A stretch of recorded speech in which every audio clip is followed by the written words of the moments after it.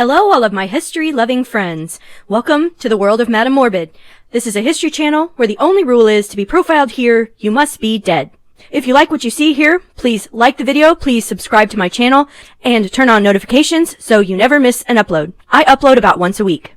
Today, we are continuing the series on the Bald Knobbers, a vigilante group that roamed the southwest Missouri Ozarks in the 1880s. This is part 2. If you have not seen the first part, I highly recommend you go back and watch part 1, which explores how the Bald Knobber vigilante group formed. This episode will cover the reign of the Bald Knobbers. The final episode of this series will chronicle the downfall of the Bald Knobbers. Now let's get started. When the last episode ended, we were discussing the lynching of the Taylor brothers. The aftermath of that lynching had a big effect on the group. In response to this lynching, a second group developed the anti-Bald Knobber organization. And these two organizations in the coming years would be battling it out, and it would get pretty violent. In the immediate aftermath, though, most citizens viewed this lynching positively.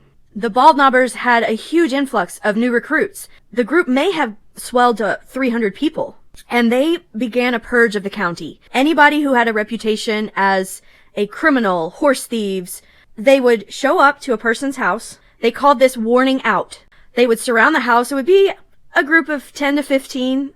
They would fire their guns into the air to announce that they were there. They would call to the person. They would tell them, you need to leave the county. Sometimes they left a bundle of hickory sticks. The number of switches in the bundle was the number of days that person had to leave the county for good. No one really knows exactly how many people they drove out, but it may have been in the hundreds. Bald Knobbers and anti-Bald Knobbers were split politically. It wasn't 100% on each side, but the majority of Bald Knobbers were Republicans, many of whom had moved to Taney County from somewhere else. They practiced a variety of professions. Most had fought for the Union in the Civil War. The anti-Bald Knobbers tended to be mostly ex-Confederates, Democrats who were farmers as a full-time profession, not supplemented by anything else. Many had lived in Taney County their whole lives. So these are locals who are taking offense to, number one, losing their position in the local government. A lot of the anti-Bald Knobbers were people who lost their positions in that 1884 election. They had fought for the Confederacy, and they just saw these as usurpers who had come in from somewhere else and were telling them what to do, had taken over the government, were murderers, thieves, ruffians. And so this movement against them begins. In December 1885, Taney County's courthouse burned. Rumors have swirled about who might have done it. Some believed the Bald Knobbers burned the courthouse to destroy records. Others say it was the anti-Bald Knobbers, doing it for similar reasons. Charles Groom, a Bald Knobber, he was county treasurer. He managed to save the tax records. The clerk, Thomas Layton, who was an anti-Bald Knobber, he rescued a book containing the abstracts of land titles for Taney County. It's just as likely that the fire was just an accident, because these buildings back then, they were made of wood, they were full of paper, and they were heated with stoves, gas lamps to light the place. Any number of things could have set this building on fire that had nothing to do with anything nefarious. Still, the actual cause of the fire was not determined, and of course, rumors are hard to stop. Nat Kinney was extremely religious. He used to teach Sunday school at Oak Grove Church.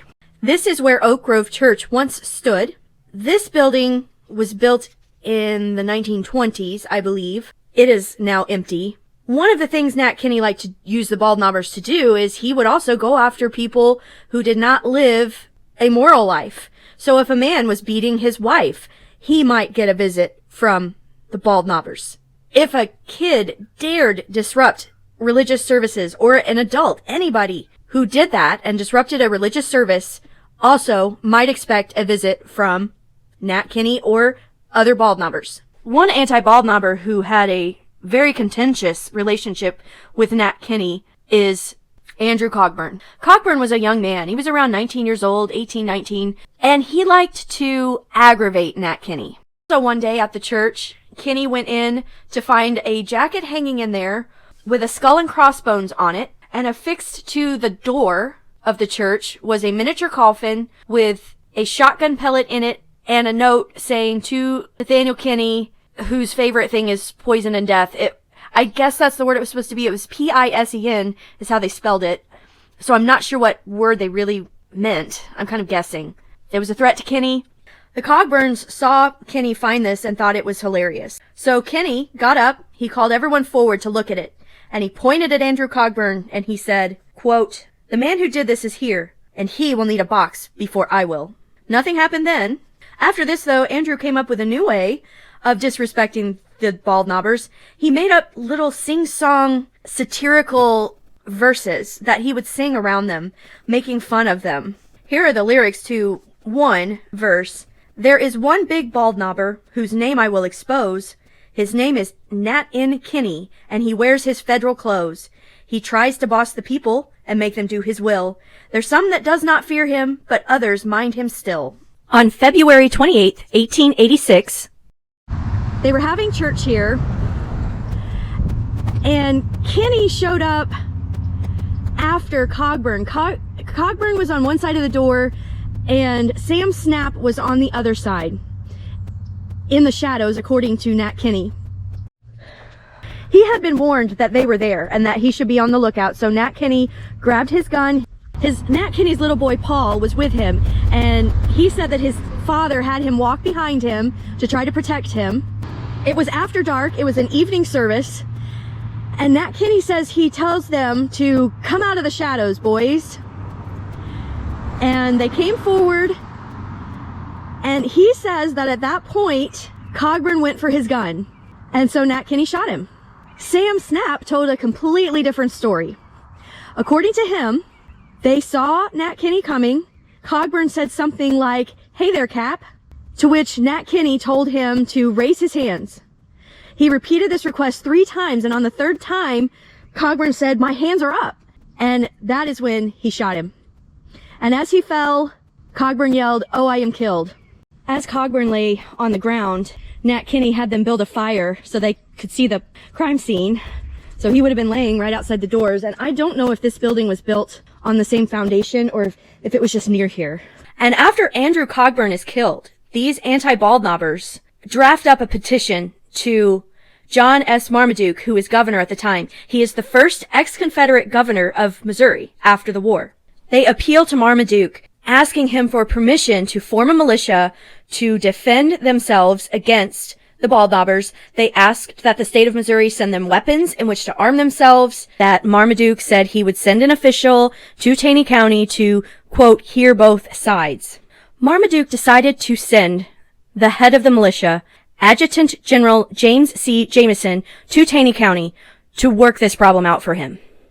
James Jameson was a Confederate veteran of the Civil War. He had served under Sterling Price. He fought at the Battle of Lexington in Missouri, and he had become Marmaduke's right-hand man. He was his fixer, if you will. Jameson arrived in Taney County on April 8th, 1886, and he met with representatives of both sides.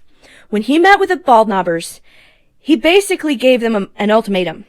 Either you disband this group, or the state militia of Missouri will come and they will deal with you accordingly, and they will restore law and order. Ultimately, they decided to publicly announce on April 10th that the group was being disbanded. The thing is, bald knobber activity didn't necessarily stop after this public announcement. Many people reported that the night raids continued. People reported that they were still meeting. Thomas Layton had his fence set on fire and his horse shot in the middle of the night. There was word that they were still kicking people out of the county. And then on May 9th, there was another murder. This time, Sam Snapp, who witnessed the killing of Andrew Coggburn, was shot and killed by a man named Wash Middleton. Wash Middleton and Sam Snapp already had a history of not liking each other. Middleton had tried to join the agriculture wheel. It was an agrarian society, similar to the Farmers Alliance. Sam Snapp was already a member, and he blocked Middleton joining the group because of his involvement with the bald knobbers. Middleton didn't let this go. The day that Snapp was killed, they ran into each other on a road outside Kirbyville.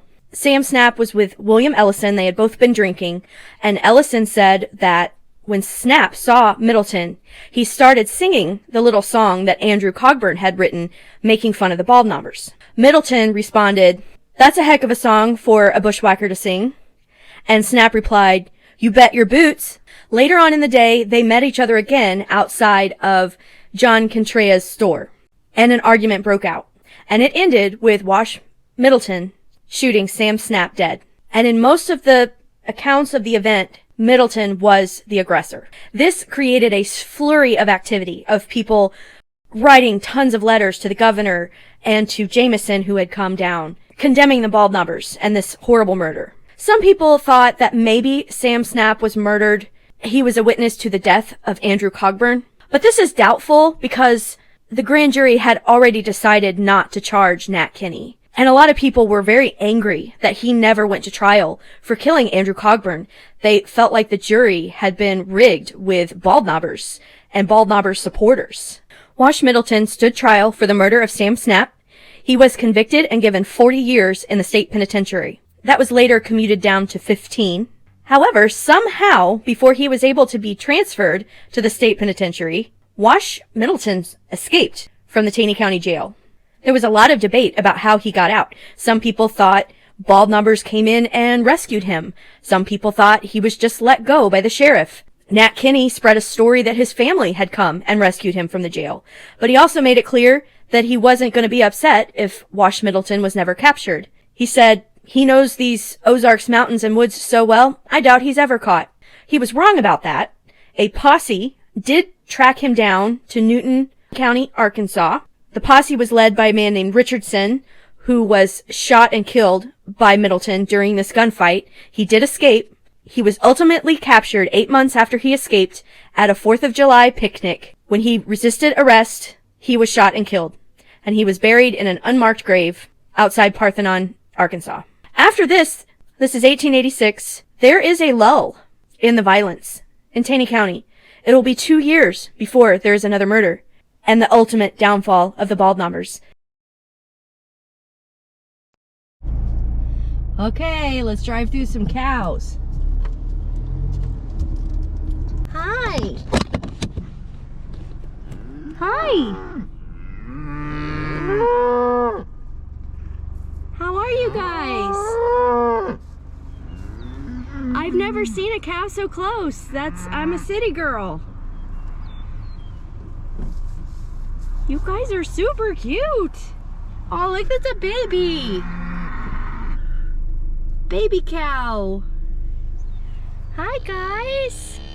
Okay, I'm bothering you. I'm sorry. Look at the baby cows, everybody. Go squee.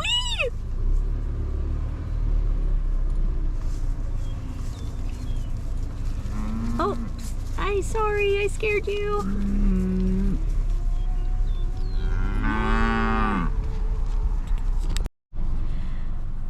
I mean, these guys are cute, but I would not have wanted to walk this. They told me I needed to walk it initially, but then the guy said he thought I could make it.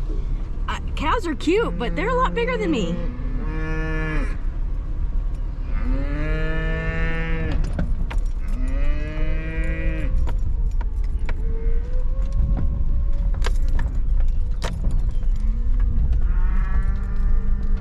So you see, if you want to come here, everybody, this is what you need to go through. So we got to get out and open this gate. Thank you so much for joining me today. I hope to see you next time when we discuss the next chapter of the Bald Knobber saga. I'll see you next time. And the downfall of the vigilante group.